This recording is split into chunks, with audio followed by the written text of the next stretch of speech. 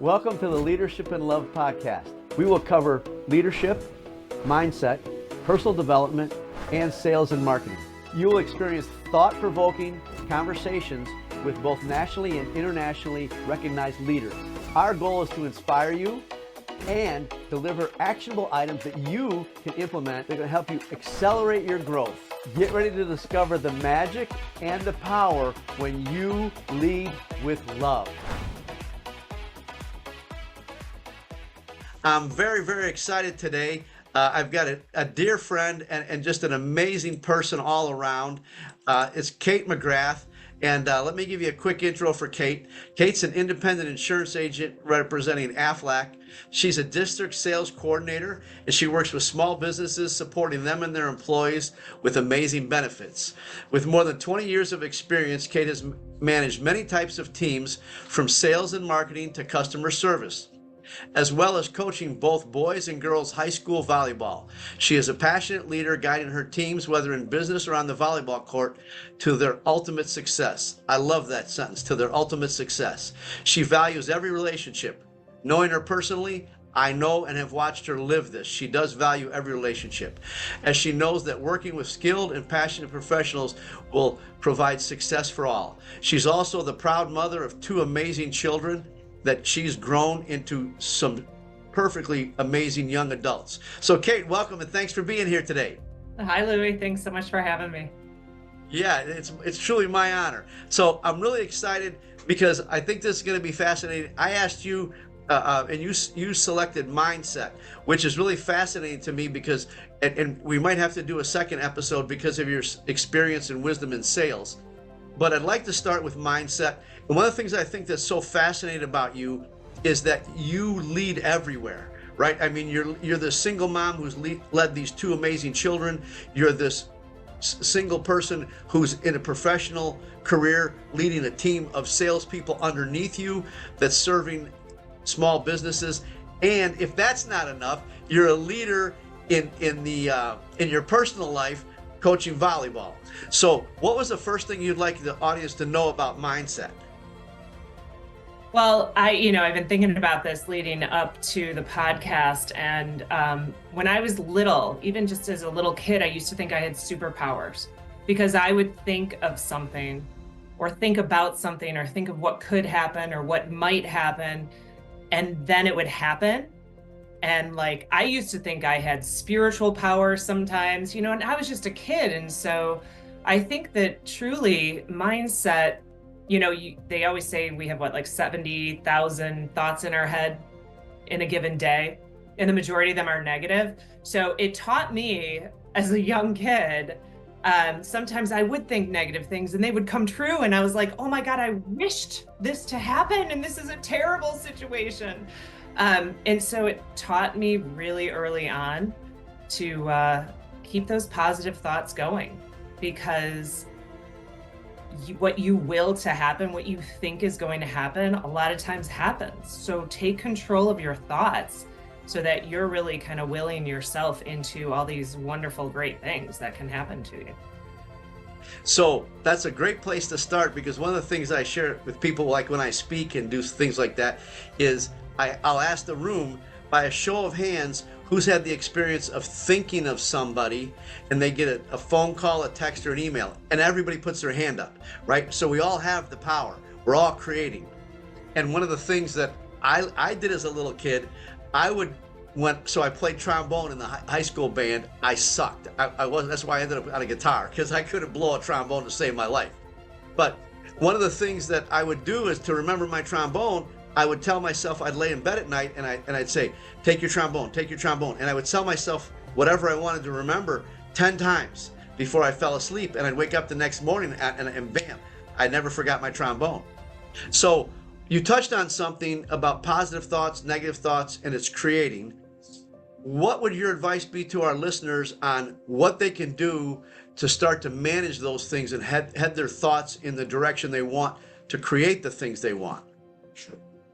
Well, I think you can, just as a daily practice, when you wake up in the morning, kind of, start the day off being grateful, right? We've talked about this before. Every day, grateful to be alive, grateful lately here in Chicago, to have the sun and warm weather and low traffic I had yesterday heading to the city. So grateful for those things. And then I think once you thank the universe for these wonderful things, or God, or, you start to think positive automatically. So I think when you can start the day off with positive gratefulness, if that's really the best way to describe it, then you can go into, what am I going to tackle today?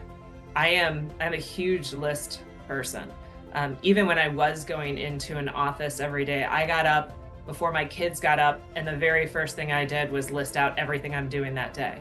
Don't worry, it was still on my computer and on my calendar and, all of that. But I got up and reiterated, these are the things I got to get done today. And then I get them up and get them dressed and get them off to school. And then I get to work and I tackle those things. So I think it's that waking up, positive energy, and kind of knowing what you're going to tackle in the day and telling yourself that you did that you're going to do that stuff first thing. Gotcha. Yeah, I would agree with that. I just recently read a book called The Magic of Surrender, and he said something very powerful in there. He said, it's not only what you think about that creates, it's what you think about. What you think about that creates. And so I agree, and you're right. We've talked about the power of gratitude. One of the things I'd like to lead to next is, so you've got your mindset going on. What would you recommend to people who are struggling with a fair amount of negativity in their own, the stuff that goes on in our own head, that negative self-talk? What would you suggest for them to get over that, or past it, or improve it so it's headed towards the direction of the things that they want, not what they don't want? Well, you really have to have belief in yourself, and you have to care for yourself. You have to, and that's really something that's hard to tackle for a lot of people, is, that self-love. Right? Loving yourself and loving the fact that you are in the position you are to create your own destiny. Stop. I got to interrupt you. So she just dropped 2 golden nuggets, and prior to that, a third one. So gratitude, the power of gratitude, but she just dropped 2 golden nuggets. One, she said the power of self-love. And I didn't call this thing leadership and love by accident. I can tell you, to lead yourself, you have to love yourself. And the next thing she dropped is that you have the choice to do that. So I'm sorry to interrupt, but please go on, Kate.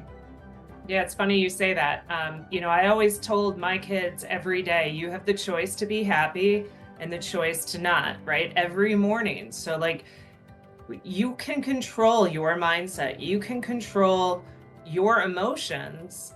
And then loving yourself and taking on tasks, knowing that they're good for you, right? Everything you accomplish is a good thing for you, because it gives you energy. It gives you confidence. It gives you those things that you need to be successful throughout the day. So you're not going to be perfect at everything. You're not going to win at everything. And, that's even something that I've had to learn in my new role.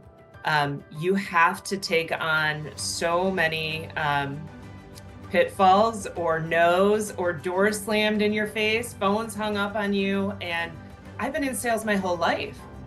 When I took on this role, I was like, why isn't anybody answering my emails? Why aren't they calling me back? I went from an executive position to a sales position again, and I had to remind myself, not everyone's going to love me. Not everyone's going to want to hear from me. And then you can either take that as I suck, or I'm terrible and nobody likes me, or you can take it as I got to keep going. This is a numbers game. I got to keep trying. And then when somebody does accept your call or your email or meets you face to face, you start feeling like, oh, right, I can do this. And the good will outweigh the bad, and you will start having more confidence in yourself. You will have more energy. You will have more drive. I work with new agents, and I know I've been there. I've been there on those days when you're like, I can't make another call. I can't contact somebody who's going to be like, I already talked to somebody like you. Leave me alone. But you have to say, okay, I don't care about that person.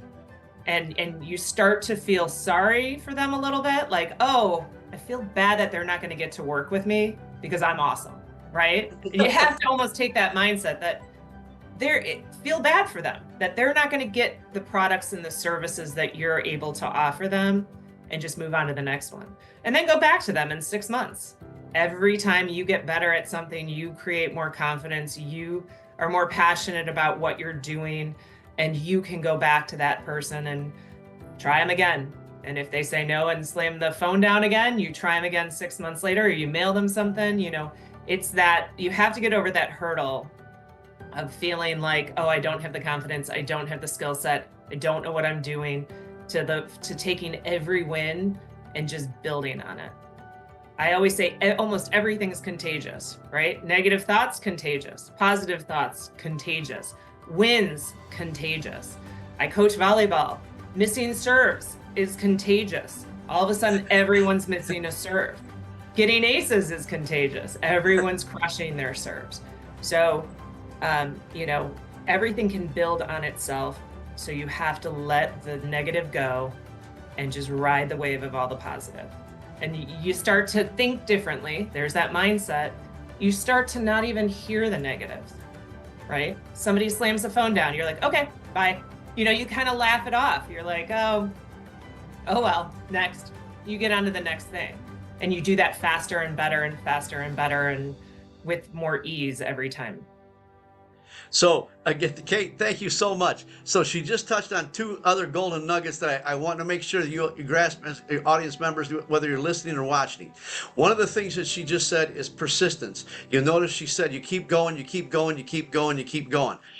And so remember, it's not about the quantity or quality on a specific day. It's about consistently going at it every day. One of the other things she said that was very powerful. Now, this is going to take some practice, and it's going to lead me to my next question, Kate. But the next thing that she talked about is the ability to spin that thing in her head, right? Did you notice that when she was getting rejected, she didn't take it personally. She didn't think somebody was telling her that she wasn't pretty or that she was stupid or that whatever that negative self-talk is. She didn't buy into that. And so she didn't take it personally. And then she spun it to what she wanted to hear. So she said, I feel bad for them that they don't get to work with me.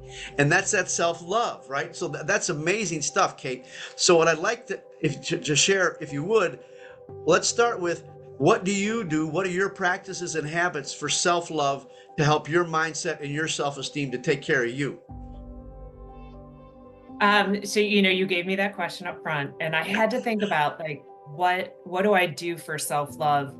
And it's kind of a blanket answer, but I do what makes me happy, right? What brings me joy. And it can be the most simple thing, silly thing, like mowing the lawn. Okay. Everyone says to me, why are you wasting your time mowing your lawn? You're running your own business. You got to be working all the time. Don't waste your time doing that. And I say, well, I put in a podcast. Sometimes I'm mowing the lawn laughing at whatever it is. Sometimes I'm listening to music and I'm dancing while I'm mowing the lawn. And I'm sure my neighbors think I'm crazy, but I love it. I love getting up, taking something that is an utter mess, or what it looks like as an utter mess at the end of the week, and cleaning it up, making it look good, and just kind of wanting to hang out in my backyard for a little bit in the peace and quiet. Sometimes I don't listen to anything. It's just quiet for me. And I do that because I enjoy it. So I do things that bring me happiness, and it can be going to a random basketball game that I know is going to be an exciting game between 2 high school teams that I don't have anybody in the race. I don't know anyone on the teams, right? And everyone's like, why would you go? Right. I thought it was fun, right? So yeah. My self-love comes from doing the things that make me happy. Sometimes it's just buying flowers for myself, I don't do it that often, but every now and then I'm like, you know what? I just feel like I want to have some flowers in the kitchen. But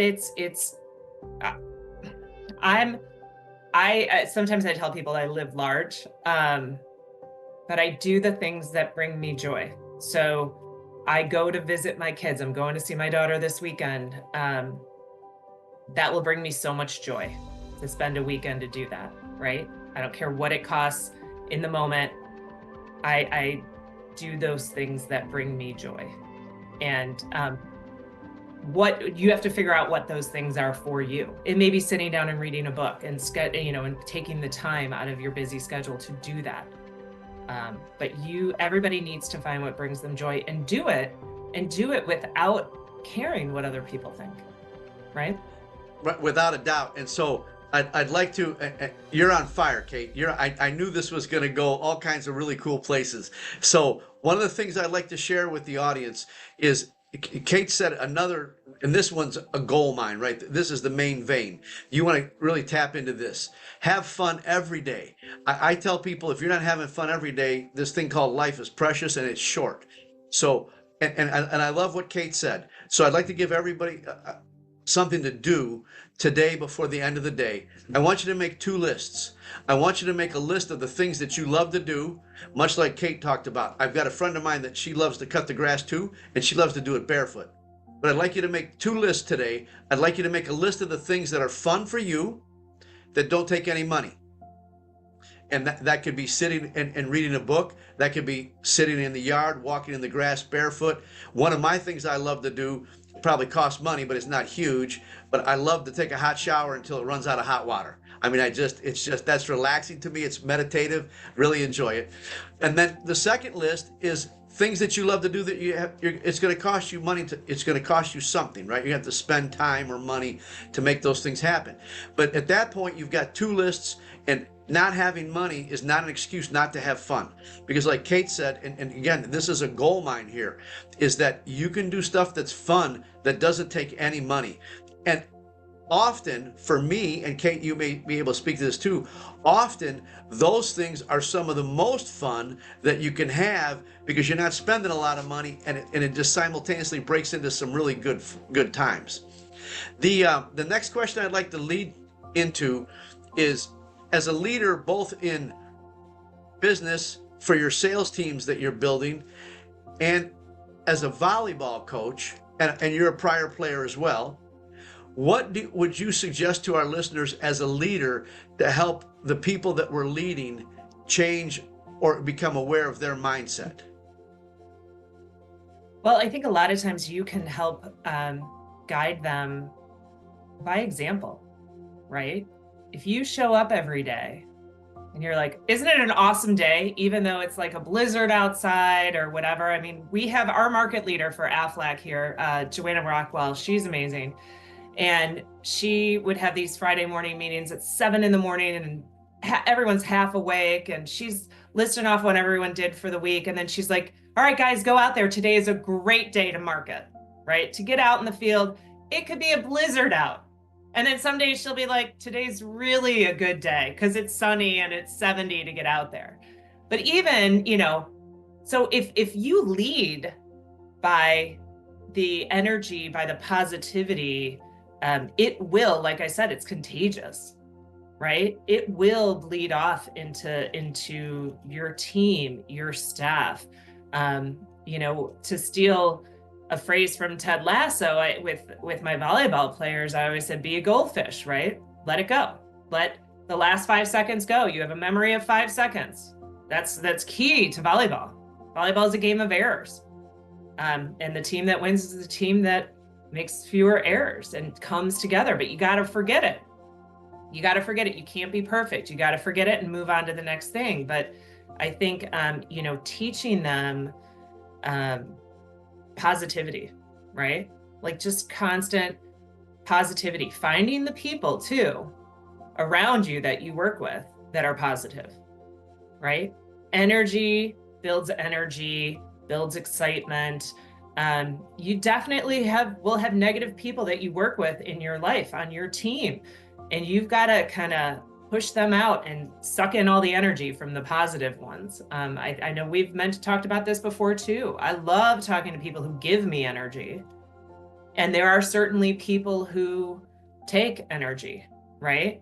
And so you got to surround yourself and build off those that just ricochet energy off of you. And it starts with you as a leader. It starts with you.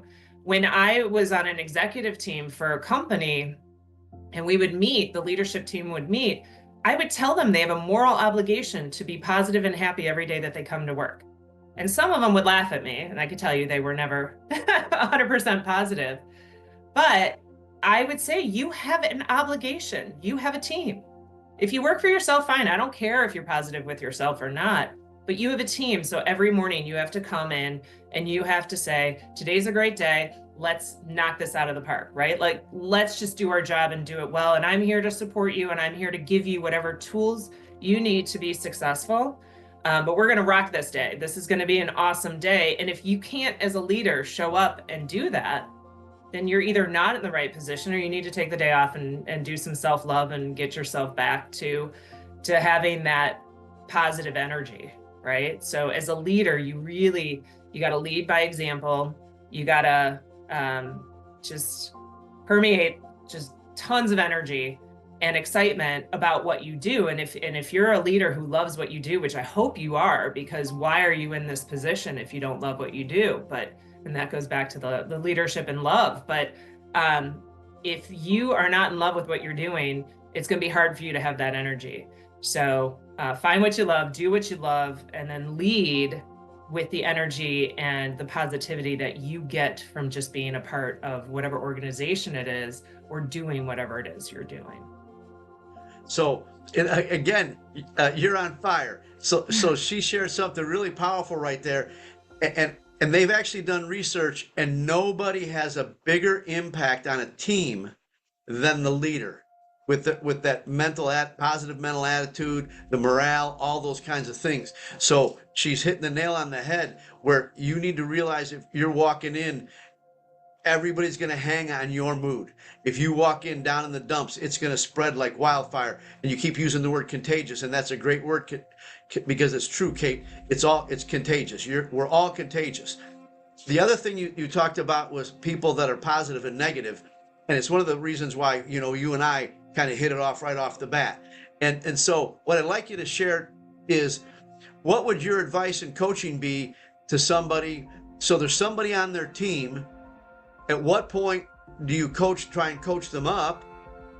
At what point do you cut them free? A good question. It's funny, as you were leading into that question, I was like, well, I don't keep people on my team who have negative energy. But yeah, I mean, you got to see, and it's interesting because as a coach, I'm a freshman high school coach. Okay, which I love that level. I get 70 or 80 girls trying out every year. Okay, I keep 24 this year I kept 31, or last year I kept 31, which is the most ever. Okay, and I do weed out the negative energy, right? Okay, I look at skill level, I look at everything, because negative energy can cause a terrible effect and terrible outcomes. But there are definitely players that will come in and they'll get frustrated. And I know they have the talent, and they'll get frustrated because things aren't going their way. Or a sales rep works really hard and starts getting down, right? And you see them really start to kind of become negative and kind of closed up. And the thing that works most for me is helping them get little wins, right? Let's find those little wins, but always telling them that I believe in them, right? I gotta interrupt. Repeat those two things, please. That's gold too. So finding ways to help them get little wins, right? So if it's on the volleyball court and it's a kid who's not playing as much, and I put them in, and I know they're going to be successful in whatever role I put them in that moment, right? I got to find you a win, whether it's going in to just serve 2 balls, whatever. Find that little win, and then help them believe in themselves, right? Because I believe in them. And when you continue to believe in someone, especially if they're struggling, they start to believe in themselves to be able to do it. And, I think of one of the players I had last year, she really struggled throughout the season. And I would sit down with her and I would say, this is all mental, back to mindset. I'd say, this is mental because I know you have the skill set. And I know you can do this. I know, that's why I kept you on your team. I don't keep kids on my team I don't believe in. So anyway, but she pulled it together, had just an amazing game. I put her in a position that was a pretty important position. And I said, I need you to do this, and I know you can. And she did it. And from that point on, she never had any doubts that she belonged where she was. She belonged on the team. She belonged on the court. She could do anything I asked her to do. But it was just, so believe in them. Tell them you believe in them so that they start to believe in themselves, and then find ways to give them little wins, because the more they win, the more they can celebrate, and celebrate them too publicly, right? Like, I'm big on that too. Reward, celebrate, really keep everyone engaged with those that are succeeding at every level of the position that they're in. Because the more they get those little wins, the more they're going to want those little wins. And, I've said this before too, that I don't babysit, whether it's in business or in volleyball, right? I'm not your leader to babysit and watch everything you do. I put you on my team because I trust that you will do these things, and I trust, and I know that you will, and you have the ability to succeed. And so when you put those people in those roles and you believe in them and you trust in them, they start to trust in themselves. And you become more successful as a leader, as a team, because everybody's doing their own thing. They're doing what they're being asked to do, and you don't have to babysit them and take care of them.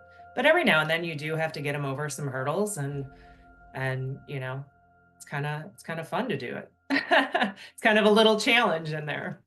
Yeah. So again, Kate touched on a couple of things I think very, very important. And one of them is, and I've worked with enough teams over the years to know, it's amazing how one negative person could suck a whole team down, right? And so at some point you have to make that hard decision. But to your point, Kate, the sooner and the faster you make it, the easier the whole team is going to be better. The other thing that Kate talked about is something I think is very important that most leaders don't take the time to do on a regular basis. There's a great book I read a while back called Well Done. But one of the things that Kate was just talking about is, are you on a regular basis looking for your people doing things right? Are you appreciating them in public for the things that they're doing right? Because what Kate was talking about is how she builds up their self-esteem and their self-confidence and their self-worth. And one of the things from some of the research that I've done and read is that most people in the workplace, the thing they're longing for the most is acknowledgement and appreciation. And so when you're doing those things, Kate, I think that's very powerful.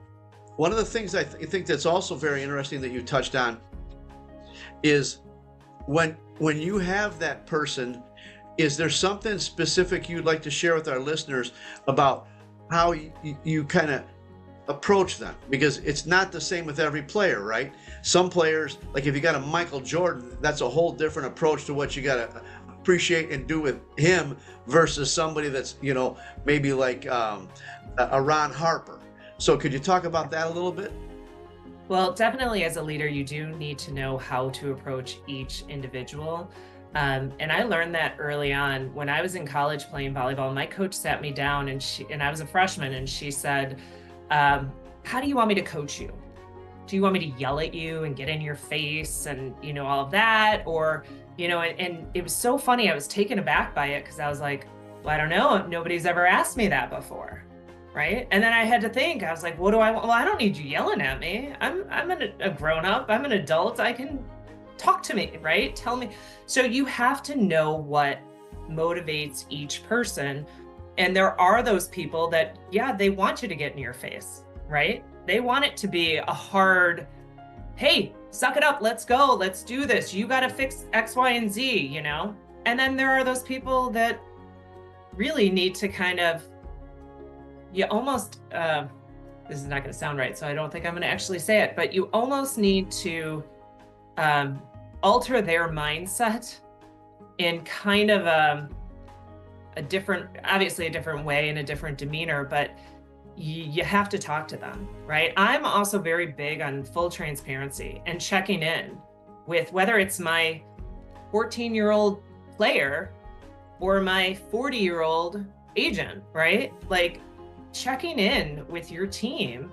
And the more you do that, the more you get to know them, the more you get to understand how they respond to things, right? And then you can alter how you boost them, how they need your energy, right? And sometimes it's not all in your face and huge public acknowledgement. Sometimes it's just a little note, right? Thank you. You're kicking butt, like keep doing what you're doing. Just a note. That's huge. It's powerful. Like you said, people respond to that in a very powerful way when they just get some recognition for what they're doing.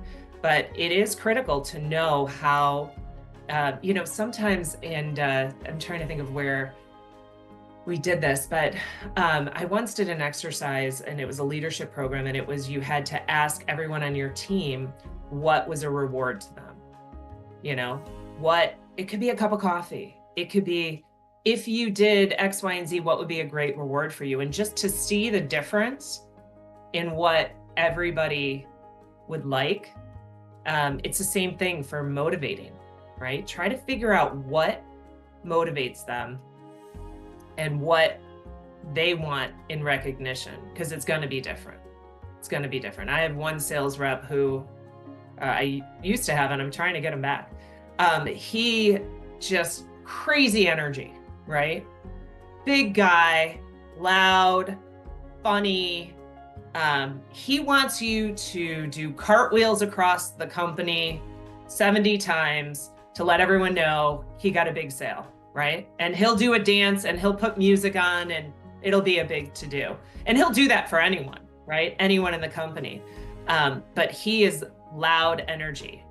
And then you have agents and sales reps who are like, just a high five is all I need. That's great. And I'll get to the next one. And they're worker bees and they're just going, and they don't need as much. So yeah, I think it's really understanding who your team is and how they respond. And that's really, you just got to get to know them. I love getting to know my staff, but I love getting to know my policyholders, right? Know them, talk to them. Even the ones that aren't my policyholders. Every time I sit down with someone, I want to take away something that helps me understand who they are, how they interact, how they want to be talked to or communicated to, and what motivates them. Because I think we get away from that personal interaction way too much in the world today. And I think there's a whole generation that doesn't know how to talk to individuals because they're stuck on their cell phones. And so having that personal interaction to really understand how to motivate and how to reward everyone on your team is critical. So that's more great stuff. And so I want to put a couple of things together for you that Kate's talked about. And I'd like to tie this with what she talked about earlier about when somebody says no in a sales, put her two pieces of wisdom together, and that is take the time to get to know people, and then whatever they may give you back, don't take it personally, right? It's just an exchange of what's going on, and it's your attempt to learn to get to know them on a deeper level, because you touched on something really powerful, Kate. Most leaders think, especially in the workplace, that everybody's motivated by money. It's not the truth. It's not the truth. And some people really care about the quality of the work. And if you acknowledge them for that, then it's going to go a lot further than giving them a bonus or a raise or those kinds of things. The other thing I thought was fascinating I'd like to share with everybody, there's a very powerful question that I'd like to share with everybody. You brought this to mind, Kate, and that is on a scale of 1 to 10. So I've asked my teammates, people that work for me, on a regular basis on a scale of 1 to 10, how am I doing as the leader? 1 being shoot me in the head now, 2, it couldn't be any better. And I learned this from Jack Canfield, but at that point, anything less than a 10 gets a follow-up question. And that follow-up question is simply, and now you check your ego at the door, right? You check your ego at the door and say, what would it take to make it a 10? And so you're absolutely right. When you go to your players and say, hey, how would you like me to coach you? And how's that working for you on a scale of 1 to 10? And they say it's a 7. And you ask, you check your ego at the door. You don't go to that place, well, she's uncoachable, she never listens, blah, blah. You say, what would it take to make it a 10? They're going to tell you. And then all you have to do is do what they just told you, and you're a 10. And that works in every relationship. To your point, you can ask your policyholders that. You can ask your teammates. You can ask your family members. Very powerful. What I'd like to ask you now is, what's something like a secret of yours or a question of yours that you have, like when you're interacting with somebody, to kind of get to know them at a deeper level? Instead of the surface, how's work, how's the weather? What's something that you do to get to know, whether it's a player, a policyholder, somebody on your sales team? What are the things that you do or the questions you ask to get that relationship to go deeper? Well, I love to learn about people's families. Family is so important to me. My kids are so important to me, my extended family. And so a lot of times I will just ask, and I think it's funny when I work with newer agents, they're like kind of taken back by my questions about family, because I'll say, hey, are you married? Do you have any kids? And sometimes I'm asking like an 18-year-old. I go, I know you're young, but who am I to assume you don't, right? So, right, yeah. It's treating each person the same way and saying, tell me about your family. Tell me about your hobbies, right? What are you into? But for me, the family question always helps me understand what drives them, right? What's important to them, because family is important to everyone. And then we talk about it, right? Oh, you've got 2 kids. Awesome. What are they into? That's so cool. And then you say, oh, well, they're into the band. Great. My daughter played the clarinet. She used to play the clarinet in her, riding around the house in her, what are they? Her rollerblades, playing the clarinet, zooming all through the house, right? So I tell a funny story, right? But then they're like, oh, I know, my kid does this, that, and the other. So you start connecting because you have similar things, right? And it doesn't have to necessarily be kids. It can be their job. How's your day? It's cloudy out, it's cold, it's windy, we both made it here. Awesome. We are similar, right?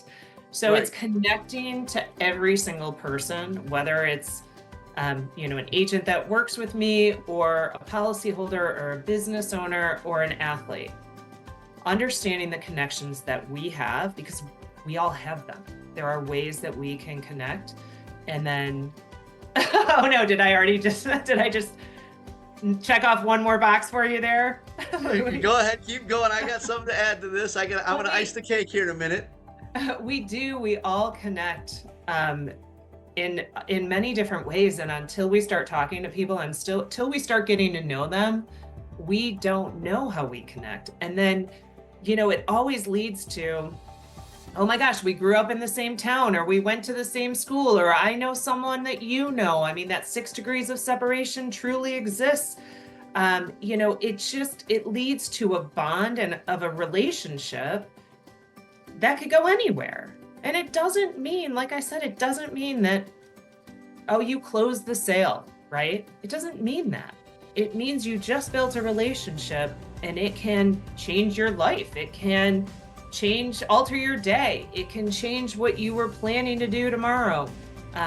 There's always benefits to getting to know people, because you just don't know who's going to make a difference in your life every day. So I am a big believer. I do a lot of networking. I'm a big believer in meeting people. If I hear that anyone in my network has a child who plays volleyball or wants to play volleyball, I'm like, oh, let's sit down, let's talk, let's have a cup of coffee. What do they want out of it? Let me help you get there. Let me teach your child some skills. I'll meet them on a Saturday. We grab coffee and I'll teach them something. It's those connections can just lead to so many different things. So it's finding ways to connect with everyone you interact with on a day-to-day basis, and it will enrich your life and your job. So one of the things for those of you that are just listening and not watching, I didn't say anything, but I was pumping both my fists in the air when Kate was talking, because this connection thing is again why I love these conversations, and people have no idea the depth of their wisdom. But one of the things that Kate just told you, and this is like a sledgehammer between the eyes, it's about heart. Your family's about heart. She's connecting with people here.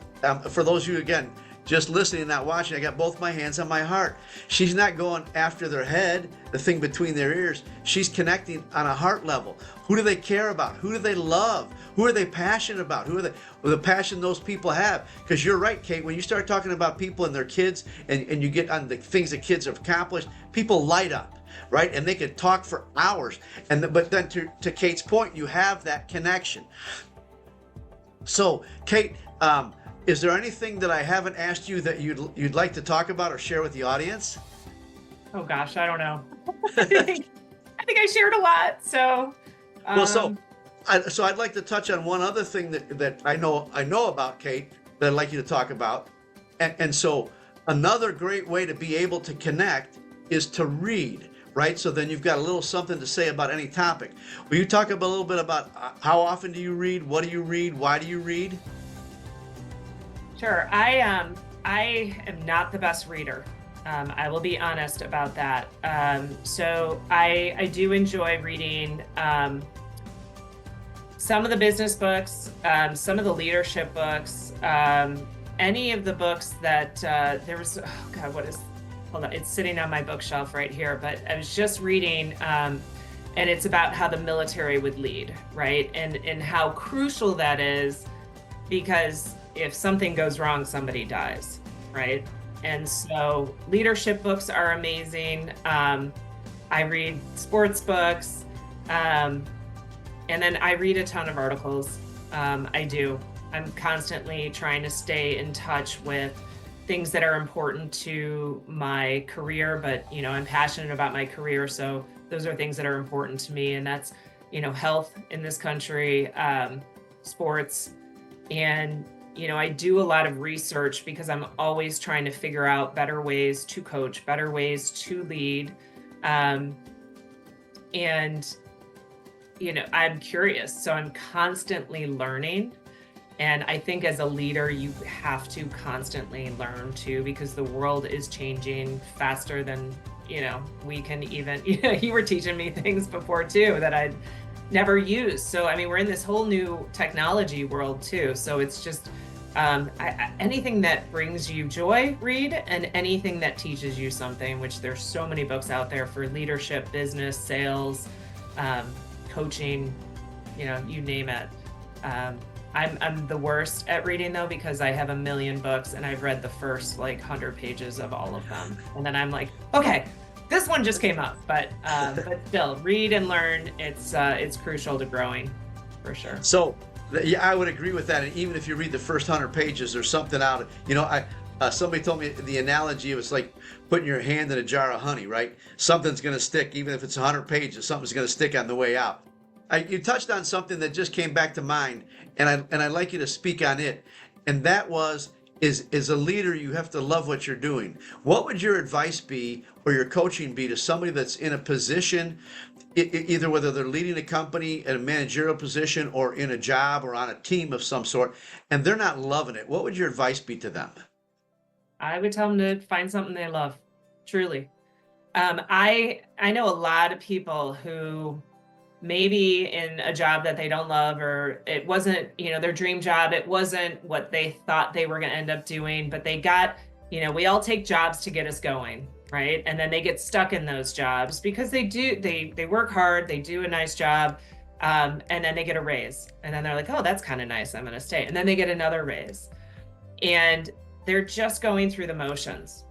And they might be making a lot of money after a few years, and they're just going through the motions. It really comes down to what you had just said too. Some people want the money and recognition, and some people want purpose. Some people want something completely different. And so it's like you kind of have to find that balance. And sometimes it's hard. You don't know what you don't know, right? If you're like, I have a good job, I make a good amount of money, I'm supporting my family, I never thought I would go work for myself, ever. I was the steady paycheck, paying the mortgage, everything on time. I like consistency and I love that. I'm done. I'm always going to work for someone. And then when I started working for myself, everyone I was working with was like, oh, I'll never work for a company again. And I was like, why? It's nice to get a paycheck every month, because then you're limited to that and only that, right? And now I work for myself and sky's the limit. I can do anything I want. I can start a business tomorrow, right? Right. And I'm finding a way to make the money. But that's not the most important thing. There's flexibility, there's purpose, there's, and unlimited earning potential because I can do anything I want. So I think it's really hard to get out of that steady paycheck, that job, the job, right? It's not, to me, that's not your career. It's not your dream. It's your job. And so sometimes I think it's really hard for people to walk away from it.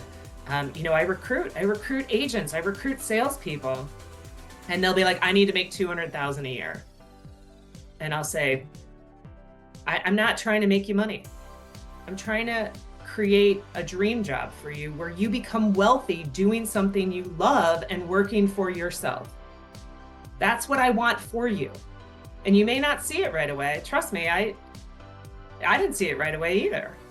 And then I started seeing it and I said, I gotta make this work because I love what I do. I love who I work with and who I work for. And I have the flexibility to be there for my family, which is the most important thing to me, right? So I guess my advice would be find somebody who motivates you to get out of your comfort zone, to do something that you love or brings purpose to your life, affects the community, right? You are there to make your community better, and do it for yourself and your family and not do it for somebody else, because we all can get bogged down in the big corporate job, in the fancy corporate job. And not to say they're terrible, because there are some amazing corporations out there and amazing jobs out there and people are happy. But if you are not fulfilled and not happy in what you're doing, go find something else. There's always something there to help you feel fulfilled and make a living and take care of your family and love what you do every day, because it certainly makes it a lot easier to go to work every day. Yeah, I completely agree with that. And I'd like to add a little something to what Kate just talked about. She said something very important and very powerful, and you've been on fire the whole time. And that is, you get that first job, it's to get you some experience. But what happens is when people get a raise, they raise their standard of living. And then they get another raise and and then they're trapped in that job, right? Because they got the big house, they got the 2 car payments, they got all the clothes, the vacations, the credit card bills, and now they think there's no way out of that. And they've built that cage one bar at a time. Right? Because every time they got a pay raise, they raise their standard of living. When you get a pay raise, I don't want to go, I'll just leave it at that. Don't spend everything you're making, because that's what ties you to a job that's a job. And I love your distinction between a job and a career, and what you love to do and what you have to go do because you have to pay the bills. So you and I, we could go on for a while, but I'd like to ask you 2 questions. These are my favorite questions to ask to end. First one is, so if you could recommend one book, what would one book be that you'd like to recommend to the readers? So this is totally just based on true stories, but it's a book that for me probably touched me emotionally more than any book ever. I mean, just very emotional book, and it's 1,000 Splendid Suns, and I can't think of the author right now, but it's the same writer who wrote Kite Runner. I don't know if you've heard of it. Both books are pretty old, okay, or 20, 30 years, but it's about relationships, okay? I don't want to give too much information, but it's two young girls living in Afghanistan, and it's about bonds and building bonds between individuals. And we always have the love story and stuff, but this is friendship, this is life, this is survival, and it's just really kind of a powerful book. And for me, this is probably why I struggle to finish books, is because I'll read them and I'll be like, okay, it's not hitting me as hard as I'd like it to, right? Like, I want to be so engrossed in the book. And there's a million great books out there, but that for me was one that it just really was a powerful message. And especially as a female, I think it was really powerful. So that would be one that I would recommend. Okay. And then my last question is, what's something that you love, either about being a sales team leader or a volleyball coach? What's something that you love about them? Either one of those. Well, I'd have to say with the volleyball, I love being able to influence young women. I'm very big on self-love, but I'm also very big on creating your own path and choosing happiness along the way, because I think high school girls can have a rough go of it, right? High school is not easy for most. It's certainly not easy for girls. And so if I can help them be so secure in who they are and happy with who they are, and not get bogged down into the nonsense of the world that is around us. And I think that could be anyone, right? We all get distracted by social media and who's doing what and all of that. But I think if you are focused on yourself and working to build the best self you can, that you don't get stuck in these little dark tunnels that can bring you down. And so I'm rewarded every day when I can help them understand right from wrong and understand a path to happiness, and choosing those around you who help build you up and get you there. Awesome. So before we go, if our listeners would like to reach out to you or connect with you in some way to gain some more wisdom or learn more about what you do, how can they get a hold of you? So my email is Kate_McGrath, MCGRATH @us.aflac.com. And then my cell phone number is 773-251-3686. Thank you. And for your listeners, we're also going to put all that information in the meeting notes, so you're welcome to reach out to Kate for, again, just a bucket of information, wisdom, and experience. And I love your quick smile and your stories. So, Kate, thanks again for being a guest today. And we really appreciate it. And I hope you enjoy the rest of your day. Thanks, Louie. Appreciate it.